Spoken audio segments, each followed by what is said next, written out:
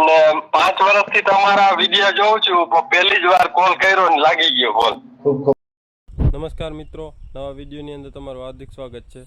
આજે આપણે વાત કરવાના કે આપણે જે લગભગ તો ઓલ ગુજરાત બહાર જ જાણીતા છે, પણ ઓલ ગુજરાતમાં તો જાણીતા એવા પરેશભાઈ ગોસ્વામી, જે હવામાન નિષ્ણાત છે અને ખેતીને લક્ષી બધી જે દવાઓ હોય ઓર્ગેનિકને જે કેમિકલને એની માહિતી આપે છે. તો એના દર રવિવારે લાઈવ આવે છે સાંજે 8 થી 9 1 કલાક. તો એની અંદર કોલ લાગ્યો હતો મારો અને મેં વાત કરી છે કે આપણે ઓર્ગેનિક ખેતી કરીએ તો બધે કરતાં સારું, અને એની સારી એવી માહિતી આપી છે.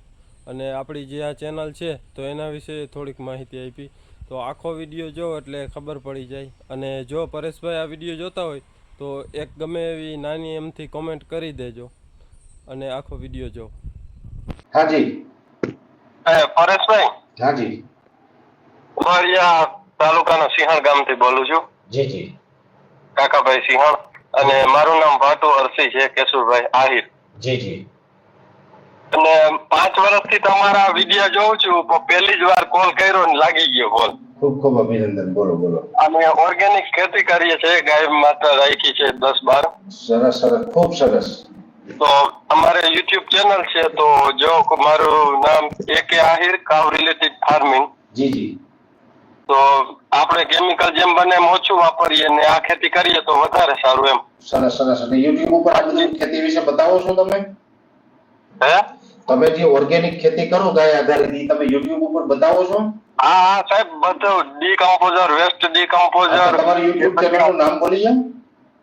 AK આહિર, કાવ રિલેટેડ ફાર્મિંગ. ઓકે. એટલે આ જે દર્શક ભાઈઓ જોઈ રહ્યા છે એ ભાઈની વાત સાંભળજો. એ ભાઈની જે યુટ્યુબ ચેનલ મૂકીએ છે એની આપણે પ્રાકૃતિક ખેતી વિશે પણ, ગાય આધારિત ખેતી વિશે પણ એ માહિતી આપતા હોય, એટલે તમે ત્યાંથી માહિતી લઈ શકશો. એની ચેનલને વિઝિટ કરી લેજો. બીજો આપનો સવાલ જણાવો ભાઈ. પરેશભાઈ, અત્યારે આપણે જે બીજા વિડીયોને આપણે કોઈનો વિરોધ નથી કરતા, પણ જો આ રીતના વિડીયો જોઈ તો આપણે કઈ કમાવાનું નહીં, પણ જે વધારે સારું ઓર્ગેનિક ખાવા મળે એ હેતુથી બિલકુલ વિડીયો. આપણો હેતુ એ જ છે. જો ભાઈ આમાં એવું છે આહિરભાઈ, અત્યારે આ ઇન્ટરનેટની દુનિયા છે ને આ ઇન્ટરનેટની દુનિયાની અંદર આજના યુવાનોને જોવા જેવું છે ને ઘણું નથી જોવા જેવું ઈ આવતું હોય આમાં બધું. આપણે કેવું જોવું ને કેવું ન જોવું આપણે જોવું પડે. એટલે હું તો ખેડૂત ભાઈને એમ કહું છું કે અમારા વિડીયો હોય કે તમારા જેવા ખેતીની માહિતી આપતા હોય એના વિડીયોમાં જોવામાં ધ્યાન આપો, જેના આધારે આપણે સારી એક ખેતી કરી શકીએ. ઓર્ગેનિક ખેતીની અમે માહિતી આપતા હોય, તમે તમારી ચેનલ ઉપર માહિતી આપો.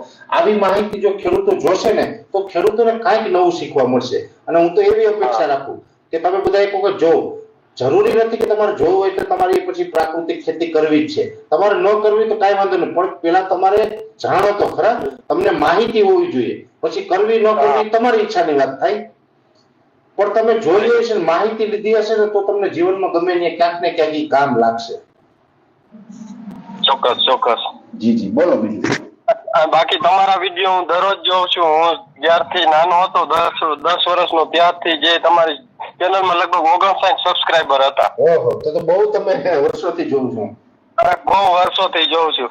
ઘણા તો એમ કેતા હોય કે એ સાચું ના હોય, તો મને વિશ્વાસ છે, ભલે આગાહી કરે. હા, એ આમાં તો જો આ દુનિયામાં છે ને બધા લોકો આપણી વાતમાં એગ્રી થઈ એની અપેક્ષા નહીં રાખવાની. એનું કારણ છે ભગવાન હતા ને, ભગવાન શ્રી કૃષ્ણ, એની વાતમાં બધા સહમત નહોતા. જો દુર્યોધન હતો ને ભગવાન શ્રી કૃષ્ણની વાત નહોતો માનતો. હા, ઈ નહોતો માનતો. બરાબર. જો એની વાત માની ગયો હોત, એમની દુર્યોધન માની ગયો હોત તો આ મહાભારતનું યુદ્ધ થાત. પણ એટલે અમારે ભગવાનની ઘણા નથી માન્યા. તો તમે હું તો સામાન્ય માણસ છે, આપણું એટલે આપણે એનો અફસોસ નહીં કરજો. અમે તો બહુ મોટું મન રાખીએ છીએ. હવે આમાં અત્યારે કેવું છે, તો આપણે વાત નીકળે એટલે હું તમારી સાથે શેર કરી દઉં. આ લાઈવ કાર્યક્રમની અંદર ઘણા બધા લોકોને શું હોય, અમે ઘણી આગાહી ન કરી હોય ને તો એમ કે પરેશભાઈ તમારી આગાહી ખોટી. આજે દ્વારકામાં એમાં વરસાદ પડ્યો. અમે 14 થી 20 માં વાર્ષિક કાર્યક્રમમાં ઉલ્લેખ કરેલો છે કે 14 થી 20 માં વરસાદ થશે. ગઈકાલે મેં આગાહી કરી હતી દરિયાકાંઠામાં જોર રહે. બરાબર. આજે એક ભાઈ કોમેન્ટ મને એવી કરી, પરેશભાઈ તમે તો એમ કહેતા હતા કે 17 તારીખે એક ટીપુય વરસાદનું પડવાનું નથી ને આ વરસાદ ક્યાંથી આવ્યો? જો હવે આવું નહીં કે કીધું નથી છતાં આવી કોમેન્ટ કરે એટલે ખોટા માણસો હોય, એમાં ધ્યાન નહીં દેવાનું. બહુ ઈ છે ને એની માનસિકતા ખરાબ હોય. ઈ માનસિક રીતે બીમાર માણસો હોય.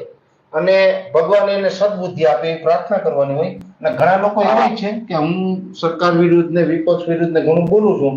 અમુક સરકારે એના સોશિયલ મીડિયામાં અમુક છોકરાઓ બેસાડેલા છે. અમુક છોકરા એવા છે કે એને બિચારા 100-200 રૂપિયા લોકો આપે છે એટલે મારીમાં તો નબળી કોમેન્ટ કરે, પણ એ સરકારની વિરુદ્ધ જે બોલતા હોય ને બધામાં નબળી કોમેન્ટ કરતા હોય.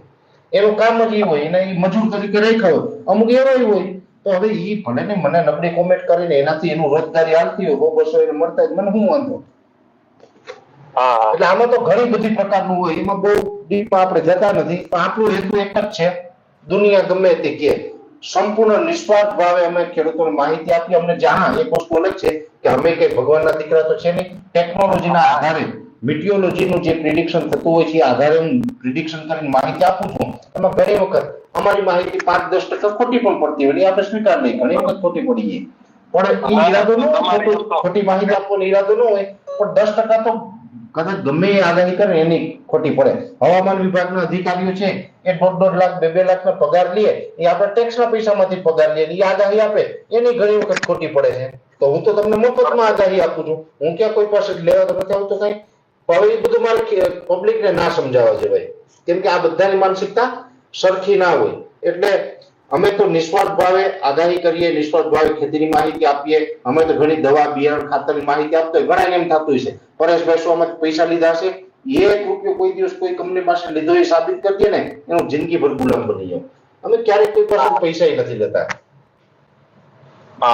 એટલે આ ટાઈપનો કામ છે, કરતા રહીએ છીએ અમે તો. અમારે અહીંયા આજનો વરસાદ 7-7.5 જેવો છે. હા, તમારી બાજુ વરસાદ આજે બહુ પડી ગયો, મેસેજ મળ્યા છે મને. હા, અને જેમ બને મારી ચેનલ છે ને સપોર્ટ કરે એમ થોડીક ભલામણ કરી દેજો. તમે લાઈવમાં બોલ્યા છે, લાઈવમાં હું કહું છું કે આ ભાઈની ચેનલને જે નામ આપ્યું એને તમે તારે સબસ્ક્રાઇબ કરજો, અને અહીંયા ભાઈના ખેતી આધારિત વિડીયો આવે એ જોજો, જેથી કરીને અન્ય ખેડૂત ભાઈઓને માહિતી મળી શકે. આપણે કોઈ જાતનું એડિટિંગ કરવું કે એ કઈ નહીં, જે રિયલ હોય એ જ બતાવશું. ના, ચોક્કસ. બરોબર, કોઈ જાતનું એડિટિંગ નહીં, એવું કઈ નહીં, આપણે રિયલ હોય જ બતાવીશું. સારી માહિતી આપતા રહેજો, સારી માહિતી આપતા રહેજો. અને તમે ખેડૂતોને મદદ કરતા હોય એમાં કે મારી જરૂર પડે ગમે ત્યાં તમતાર મને કહેજો. હા જી, ધન્યવાદ. મિત્રો, આ તો જે પરેશભાઈ ગોસ્વામી હારે વાત થઈ એનો વિડીયો. આ વિડીયો જો તમને ગમ્યો હોય તો વિડીયોને લાઈક કરજો, ચેનલમાં ન હો તો ચેનલ સબસ્ક્રાઈબ કરજો. ધન્યવાદ. જય ગૌ માતા.